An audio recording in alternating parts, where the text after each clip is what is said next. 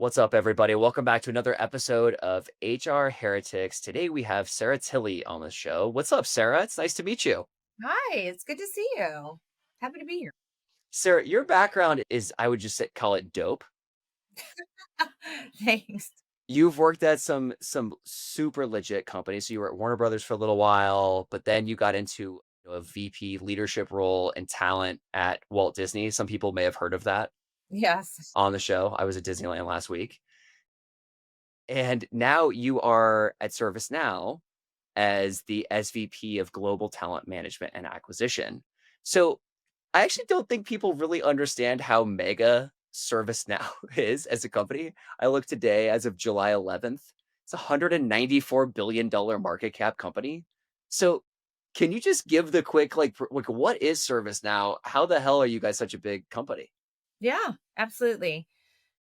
So we are the AI platform for business transformation. That's the buzzwords, but it actually happens to be true. And I think that's what's contributed to our success. So we've reached the fastest organic growth of any enterprise software company ever. And we have a mission here to become the defining enterprise software company of the 21st century. What we do basically is come in and we make work easier for everyone. So there's a lot of, even before AI became the thing, there's just a lot of things that are difficult, that are clunky, that are unenjoyable. And ServiceNow as a platform for many years has come in and connected, seamless workflows across multiple areas. We started in, IT, but we have workflows across all corners of the organization to take out the grunt work, to provide ease and insights that you can extract from any point solution, from any system, et cetera. So that's like the easiest way that I can explain it, and customers that have, even before Disney was a customer of ServiceNow, still is, and so I had the opportunity to see the benefits firsthand, and, even before I joined, it's like customers love us because we're the real deal. We actually come in and make things a lot easier and more seamless. Yeah, you guys are like the connective tissue, right? In the organization is the way especially for large enterprises. So being the, talent leader at ServiceNow, which is one of the most important AI companies, especially like public companies, I'm assuming that you guys have to be thinking a lot about AI in the talent acquisition process. Oh, yeah.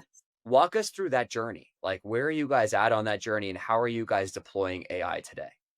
Yeah, sure. Yes, we are an AI company. And so the expectation is that every single person within ServiceNow is using AI, is experimenting with AI, is seeing the benefits of AI. And then, of course, there's the whole product development piece of it as well. So we have an employee workflow line of business. And so we're thinking a lot about what are the solutions that we need to create? How do we, drink our own champagne, be customer zero on a lot of these things? So I'll tell you, we have been on this journey of how do we transform talent, all of our talent efforts with AI. And I actually think in talent acquisition, we have some of the strongest use cases for AI and across HR, I should say, for sure. And so I think there's some places where some of the solutions, some of the technology that's out there has a little bit more maturity than even some of the others. We stepped back and we took a look at everything because there's so much that you can go after. I mean, if you just look at and we've done it, we've like sort of visually mapped everything that's out there from a TA perspective. And when you stare at it, there's like so many options. So I think what we decided to do was parallel path, like what are the things that we want to solve for, and then what are the things that we want to actually lift? Like, I had a friend at Disney who used to say, how do you get things unbad? And I think there's everything from like what's the stuff we need to get unbad on to what's the stuff that we want to be, world class in. So we looked at that ourselves while at the same time evaluating what are the emerging tools, what are the emerging solutions that's coming onto the market. And we really broke it into two speeds. So, said differently, I think the more common language is what are the things we need to better perform on and what are the things that we need to transform on. So, on the perform, and we're deep in this right now, we have looked at some of just the standard fundamental TA technology. So, what is our ATS? What's of course the underlying supporting HCM, but like what is our ATS? What are CRM capabilities when it comes to AI? So, not just the fundamental capabilities that the ATS and the CRM have, but what is the ease of use to integrate point solutions within those? What is the ease of redesigning processes that relate to some of our basic, work that's getting done today? So we said that's speed one. We got to get the foundational stuff in place, but re-engineering to optimize for AI. And then speed 2 is what is this stuff that is gonna be more game changing? And I do think there's, like, the low hanging fruit. I almost feel like some of the stuff that were some of the first use cases for TA and AI are table stakes now. So if you think about, like, optimizing interview scheduling, et cetera, I'm like, "Yes, of course, that's low hanging fruit, you gotta do that, and you gotta have the right partner and tools, et cetera." But I also think to me, the transform stuff is not really about productivity and efficiencies. I think it's about insights. So on the speed one, we said, okay, let's just do some basic solutioning around things like how do we more effectively, more quickly leverage AI to craft tailored interview questions and evaluate their effectiveness. Let's use AI in order ranking, applicants and also supporting candidate rediscovery. So like AI powered tools to help talent teams like reconnect with strong past applicants. And then all of the relationship management stuff that you can optimize with AI now through ATS and other solutions. And then bias reduction. So implementing AI tools to draft more inclusive job descriptions and continuously like audit algorithms for unintended biases. So I think that there's like and then we also, just in how we measure the success of the function, we said, okay, let's use the tools to embed data into every dimension of what we can measure today. So that's like the performance of our recruiters and sourcers. And everyone measures that slightly different, but there's some common metrics, right? Like how quickly are they filling job? What's the volume of those? Where you can get some info on quality of hire, but also capacity, and just all the things that we said, we can use data more effectively now to drive operational excellence, put those things into dashboards. So all of that still, I think, is like on the fundamental foundational stuff on perform.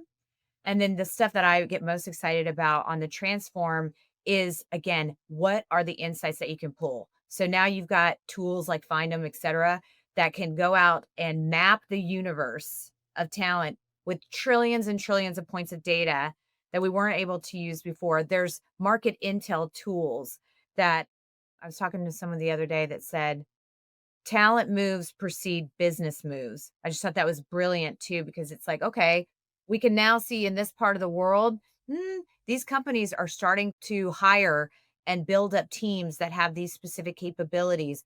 What is that indicating to us? So it's like pulsing the market, identifying talent, using the insights, some of the tools that we're exploring. You can put everything into a container in the interview process, like from the minute you uncover someone to every step in the process. You can do some regression analysis, but you can also do correlation analysis, say literally what question ultimately leads to the highest degree of success for this type of role, in this part of the world today. What do we think it will be tomorrow? What are the questions that were asked that correlate to success, in roles? And who are the interviewers? How many? What are their backgrounds? You can literally get to correlating every single thing. And to me, that's where it's most exciting are the insights and the data that we're going to be able to use to inform talent acquisition and hiring in a way we've never been able to. Hey everyone, we'll be right back in a moment after a word from our sponsors. Your workforce is your organization's greatest strength and often its largest single expense. But without the right tools, understanding where your workforce spend is going or how it impacts your bottom line can be a challenge. That's where Planful comes in. With Planful, HR and finance teams get the clarity they need to make smarter workforce decisions, gain real-time visibility into workforce fluctuations, forecast with confidence, and adjust talent acquisition plans collaboratively based on costs today and into the future. No more guesswork, just data-driven insights to help you plan with accuracy. And the best part, Planful is fast and easy to implement, so you can be up and running in weeks, not months, with minimal IT support. Plus, as your company grows, Planful grows with you, providing endless runway for strategic workforce planning at any scale. Ready to take your workforce planning to the next level? Join over 1,500 organizations already using Planful. Visit planful.com/heretics to learn more.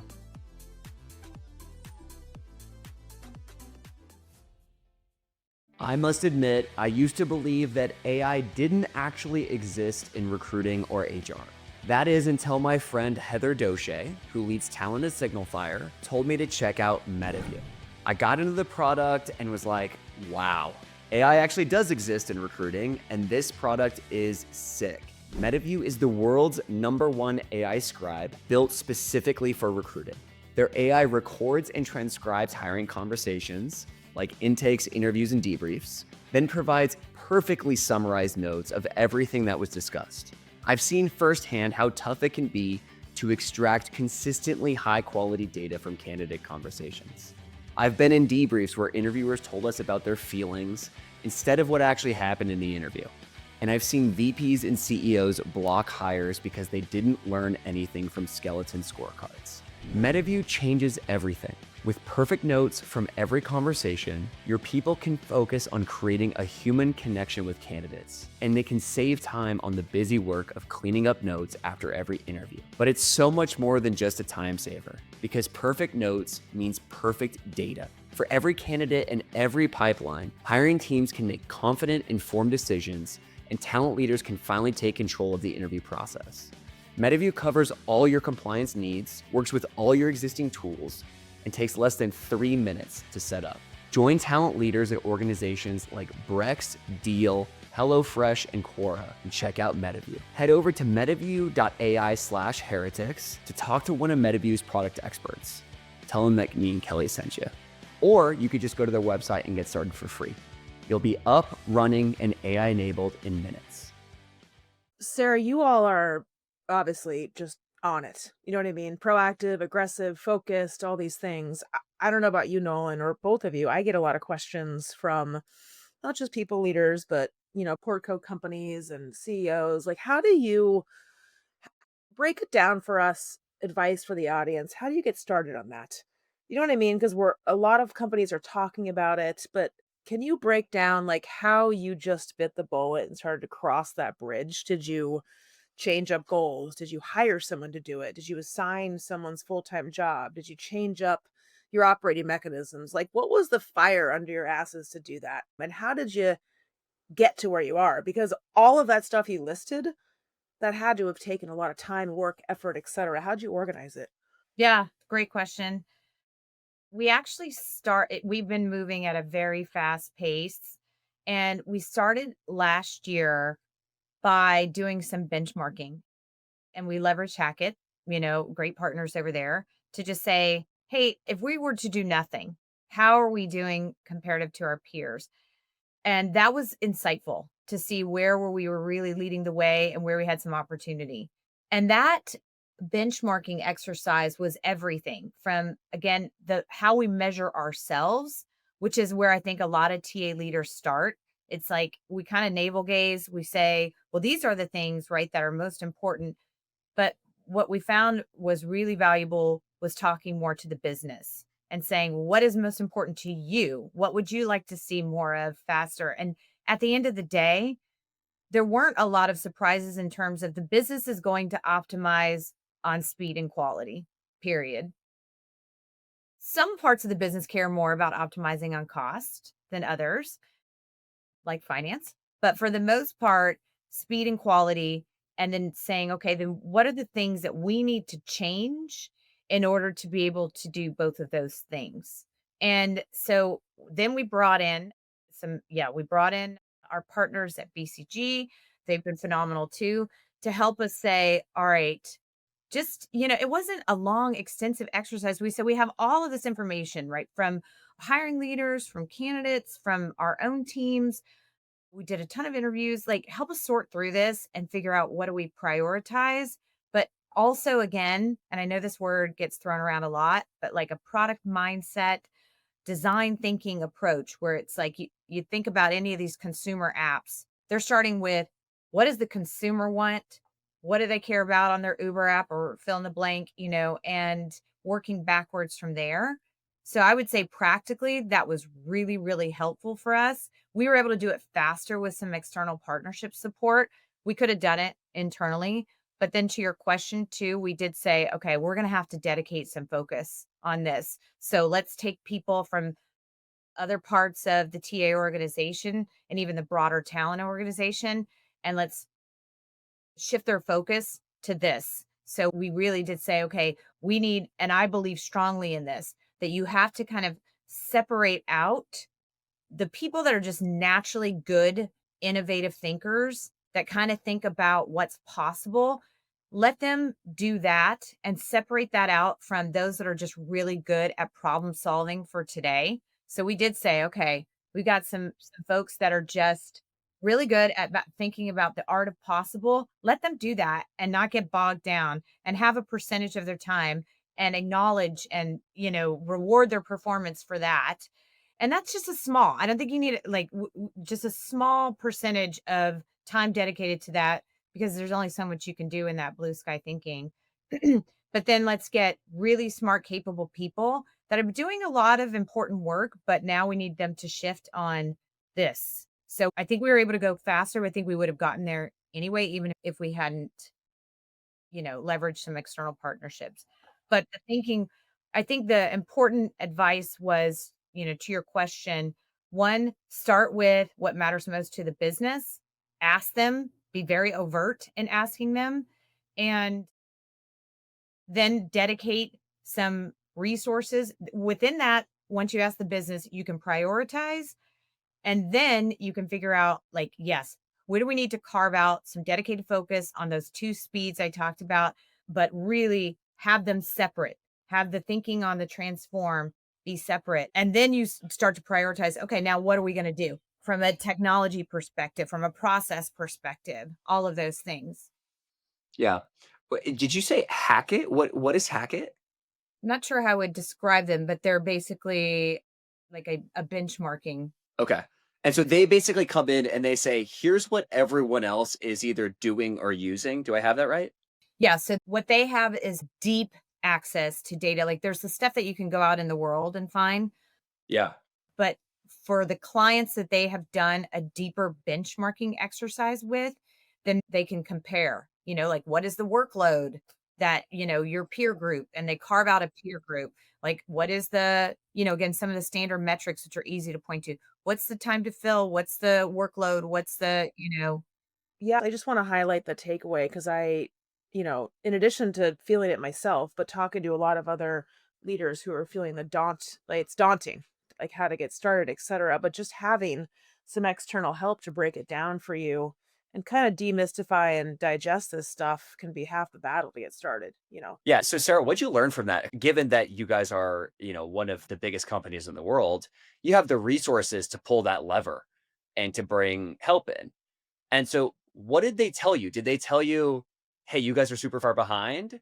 Or did they say, which is kind of what me and Kelly keep hearing all the time, which is like, oh, nobody's really done shit yet. And there's like a lot of opportunity here. Yeah, what they told us is that there were places where we were moving ahead and there were places where we were falling behind, which wasn't a surprise because that's, I think, the nature of a fast growing tech company. There's places where it's like we are race car, effort. So, for example, our volume has grown year over year in terms of hiring. So, like, even I would say like probably 7, 8 years ago, prior to me joining ServiceNow, they had a complete self-service model. And that might even be like 8 or 9 years. And anyway, it was in the recent past. It was less than a decade ago. When I say they had a self-service model, that means that leaders were doing all of their own recruiting, period. They didn't even have a TA function. Really? Yeah. I love that. And so they started to build it. Yeah, I loved it too, except when it becomes a part of a million other things you have to do in your day job, then what you're going to get is basically the best that you can spend some time on, the best that you get from an applicant standpoint. And what we are most interested in is competing for the best talent in the marketplace, period, wherever they sit. And so I think you do have to have a real strategy and a real kind of hunger and a competitive mindset for that and the capabilities to do it. So we went from that to naturally year over year, the volume of hiring was increasing because of the success of the organization. Word was starting to get out about what ServiceNow could do. So we started growing like crazy. And then, a true TA team function was built. Eventually, I was brought in. And, you looked around and you saw that when volume was increasing, we were putting people against that, which was understandable. Like as quickly, okay, we got to hire another 600 people in the next quarter. Okay, let's hire more recruiters and sourcers to support that. Naturally, that's what you would do. But then what happens is eventually you cannot sustain that. You can't continue to match the volume increase with the number of people that you're going to put against that. So that's where we had to start taking a look at where do you optimize, where do you use more technology, where you get more efficient. So there were some places where we were a little bit behind on that. And then other places, to your point, where we were using technology and some of our own technology in terms of workflows and dashboards and access to information. And quite frankly, the level of insights that we were bringing to the business on like, okay, this is where we're getting talent from. This is where we're losing talent to. This is what we know about that. And being able to feed those insights, things that I think a lot of TA organizations are going to be doing more of with AI, but it was, clear that we were leading the way on some of that. So we learned that, yeah, we have the two speeds, really. Yeah. So, Kelly, I want to underscore what Sarah just said, which is what you've been saying. And I've been using this in a lot of conversations with early stage founders, right? Which is there's this sound bite right now, which is, oh, like get rid of HR, get rid of talent teams. But like it ultimately ends up falling on that functional exec, right? Like Kelly's line is the work doesn't go away. And so, Sarah, it sounds like what you guys actually realized running that experiment and playing it all the way through is like the work doesn't go away. And in fact, like those execs have a day job, which is like building the product or serving customers or whatever the hell it is. And that's where these TA functions, these HR functions come in to be super helpful. Is like, yeah. Like it's cute to say, reinvent HR and get rid of HR, but like there's still that work. Somebody's got to do the work, right? 100%. And quite frankly, if I were to start my own business tomorrow, which I don't have the brains or the energy for, but if I ever, if let's say I did, get into its founder mode by some miracle, I think there's like a couple of places that I would start with from an HR perspective. I'd make sure I had a way to get people paid. I'd make sure that legally we stayed out of trouble. And I would make sure that I had a TA team that could go out and compete for talent. Like, honestly, I think like those are some of the most important things. And then as you grow and you mature and you scale, all those other things become critically important. So, like, for example, learning and development. That's one that I think gets under prioritized. And this is coming to life at this moment more than ever when we're in this, like, what some are calling low hire, low fire, sort of mode in the market.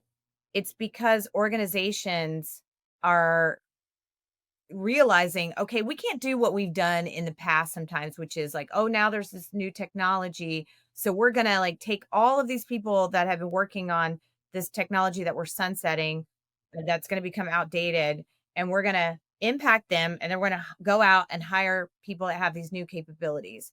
With AI, it permeates every single role across the company. And I know you all have talked about some of that. So it's like you actually are going to have to figure out how to skill up every single person to different levels of proficiency. But if you don't have the engine and the culture for that, it's going to be hard for those companies, I think, that are trying to do the same thing that they've done in the past, which is just swap out. We talked to Brandon Salmon about that, who's the chief people officer at Zapier. And, what Brandon was saying was basically it sounds like AI has been adopted by like 90% of Zapier employees, right? So people are using it. But, you said something earlier about these experimenters. And I like that framework of like, there's people who are just kind of like, are just naturally more inclined to go experiment on these frontier technologies. And then they're bringing it back to everyone else who's like doing the day job who just like doesn't want to like go and tinker with shit. Right. That kind of feels like the modern version of L&D to me, right? Like before L&D was like you sit in a classroom and you get like this program and you're like your eyes are bleeding and nobody gives a shit about what's going on. But now it's like the feedback we got from that Brandon episode was like Nolan Kelly, like that was so dope because he showed his screen and was showing real life examples of like how this can impact my day in and day out. And I'm assuming that's what your experimenters are doing too, right? Sarah, like they're coming back and they're saying, hey, here's what we learned and how you should be deploying it. And then, oh, by the way, like, play it 6 months forward. If you're not deploying it, then you probably will get fired because like you have to be leveraging this technology. Yeah, and that kind of goes back to Kelly's question too, just in terms of practical advice. This moment with AI, which is not really a moment anymore, but it's like, this way of working, that has been another, I would say, very telling an important part of our like transformation, which is really understanding who's capable of evolving, right? To your point, like there's the innovators, there's the people that like to experiment, and that's where you put them into pilots, right? And you let them run and you let them like, experiment. But then in a situation like what we're facing with AI, where everyone has to have some foundational capabilities and they have to have some, what's sort of like propensity to get in and learn a new thing. We actually even do things like pulse our teams to see who's using the AI capabilities that exist within Copilot, that exist within LinkedIn, that exist within some of our internal and external tools. Like we get updates from our insights team to say who's doing that. Now, it's not a punitive approach, but it certainly is okay. Where are we going to have to lean in? And of course, there's all the communication that happens with myself, with my leaders to help them understand that this is going to be like, our survival depends on how well we do with adoption of AI and finding the perfect sort of intersection between what humans do well and what AI does really well, better than humans. So all the communication about the importance, getting people inspired on that, that's just fundamental. Like that's, change management leadership 101. But then we're also pulsing to see who's actually adopting it, right? Who's resisting it or who just needs more help, you know, and and starting to weave that into our approach. Are you asking people, Sarah, to tell you if they're using it? Oh, we can see. We can see. Your seat. Okay. Yeah, you can see on the back end, like, for example, the usage of something like a Copilot, tool. Oh, customers, not employees, or both. No, employees. Okay, employees, right. And has that had any ripple, big brother effect, a little paranoia, a little fear, or not as much? We haven't seen any of that. We've actually seen more excitement about it. But I think that also has a lot to do with how we've been communicating this and how we've leaned in, at every level to say, like, you're a part of this team and we are investing in you. And we're very fortunate because that comes from the top, our CEO, who like just regularly reiterates that it doesn't matter how great our products are, it doesn't matter how great our go to market strategy is, that without the right team, the right people. And he literally means it like we're all part of, like, think about it like on a sports team, like we're all part of it. And you better, like, leaders, you better ensure that your team feels your support. They understand we're loyal to them. And the business strategy means nothing without the people strategy and vice versa. So it's embedded in our culture, fortunately. And so I think that has made it easier for employees to say, okay, this can feel like a scary moment, especially within a function like TA where there's so much opportunity. But I trust that this company, my leaders are going to help me get there. And it's up to me to like really, commit to evolving, but the support's there. Yeah.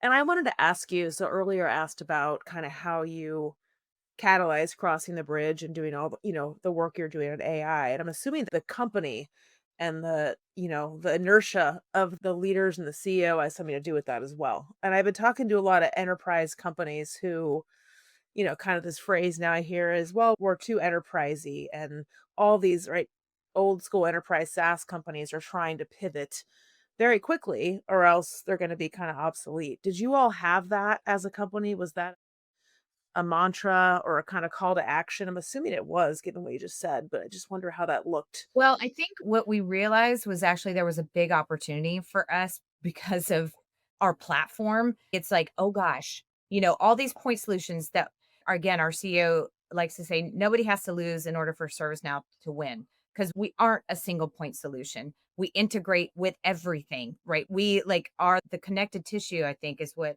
Melanie you may have said. But it's because of that, we saw, okay, this is actually going to work in our favor. And that is not going to be the case for every enterprise SaaS company. In fact, yeah, there should be some fear there. But for us, the call to action was more, then let's make sure that we are activating on every single AI opportunity within our platform and solutions. And so it was slightly different, and we do partner with all the hyperscalers. And I think that matters, in terms of our future. Yeah. So you guys have how many employees, Sarah? We have about 27,000 globally across 37 countries. Okay. So, the thing that I've been thinking about for 15 years in talent is quality of hire. Mhm. And you guys are in a really unique position given that you have almost 30,000 employees. You have a massive market cap, thus you have like resources to go think about this problem. But the scale is so big that your CEO can't approve every offer, I assume, which is kind of like what, kind of these up and coming companies are doing to try and have some sort of a backstop to ensure the quality bar stays high. How do you guys think about quality of hire? How do you think about making sure that the bar is raised or set, if not raised with every hire? And then what are you doing on the back end to inform the recruiting team to figure out like, are we actually doing things that are making the quality of talent at ServiceNow getting better? Okay, so I'm going to break down that question and I love it. So first and foremost, I think that there's where we are today. And the way that we've measured quality of hire is the standard sort of markers of it, which is, how well did they perform? So what is their formal performance rating? Did they move? Did they promote? Are they still here? Retention. So that kind of standard markers. But what I think is most exciting is like where this is going. So of those standard markers, yes, we do look at that by recruiter, but we also look at hiring leader, hiring department to say, how are we performing overall and dig into some of that. And I do think that some of the tools that I mentioned earlier in terms of being able to use AI tools to have more consistent, standardized, structured framework and how you're assessing talent has already given us a lift to your point on quality of hire. So there's not so much left to chance and there's not so much left to gut instinct, in terms of how leaders are defining. We're saying, no, this is the formula. These are the questions. These are the things that we've identified are most important to this role based on what we know today. And then we do also, this is that human component of recruiting that I think will never go away is the relationship, the connection. And we say we never compromise on hiring for character, no matter how great, your track record is, how impressive your resume is.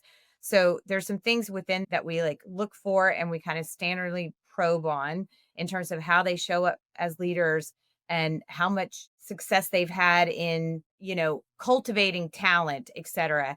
But I would also say where we're going on quality of hire is, again, some of those things that I'm most excited about that AI will be able to ultimately help us do. And I don't think you can have this conversation without bringing in skills, which some people are just fatigued on the topic overall. But if you think about it, like for years and years and years, there's been this conversation about skills first hiring, skills first managing, skills first assessments on promotions, et cetera.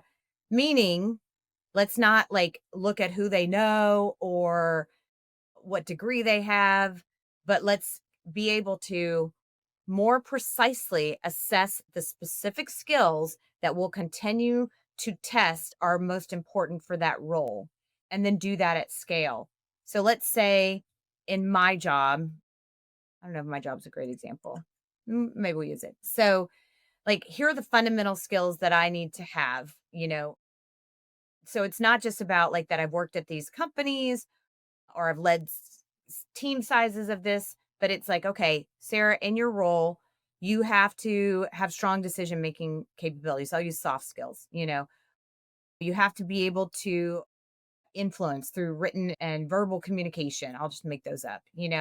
Those are like specific skills that we can now eventually, like through a skills intelligence strategy and using AI, be able to like parse those out for every single job at scale to then say, okay, what are the tools we're going to assess those for the technical skills using something like a hacker rank or whatever it may be to say we're going to test the proficiency level of these specific skills. And then ultimately, you're going to be able to say quality of hire is not just about what the performance rating got was or how fast they moved within the company, but you're going to be able to say, did they bring the skills? Did they develop the skills that we know fundamentally leads to success in this role? And so I think there's going to be just a far more sophisticated way where we can measure the quality of hire as we start to sprinkle in more of skills. There's so much more like I could go, I start to get nerd out on this stuff because I think there's just like so much potential. But I think that it is really about some demonstrated behaviors and performance that you're going to be able to get to a level of Yeah, specificity. you're actually going to be able to tie it back, right? Like that's the thing is like I think with AI, we're going to get to this point to where we're able to tie back outcomes to what did we, what did we do in the interview process that got this person that's either incredible or not? Yeah, exactly. That's what I'm most excited about. So Sarah, where can people find you? Well, I live in Los Angeles. Is that what you mean? So which coffee shop do you frequent? We're a Starbucks family. So, but I love the little like local, you know, support local businesses in Los Angeles, everyone. But yes, I live in LA and I'm, of course, on LinkedIn and I'm always open to making new connections, meeting people. Are you from LA, Sarah? Given your Disney and No, I'm actually from Arkansas. So I was born in Georgia, grew up in Arkansas, go Razorbacks, and then moved to Los Angeles with a friend that, decided she was going to be a big movie star and was like, "Hey, come after undergrad and just spend a little time in LA and then you can go back to the South and go to grad school or do whatever." And then I never left. I love LA. awesome. Awesome, Sarah. Great. Thank you so much for spending the time. I appreciate you. Yeah, thank you. Thanks for having me, truly. HR Heretics is a podcast from Turpentine, the network behind Econ 102, Moment of Zen, and Turpentine VC. Subscribe, 5 stars, share it on Apple, YouTube, Spotify, anywhere you get your podcasts, all the things.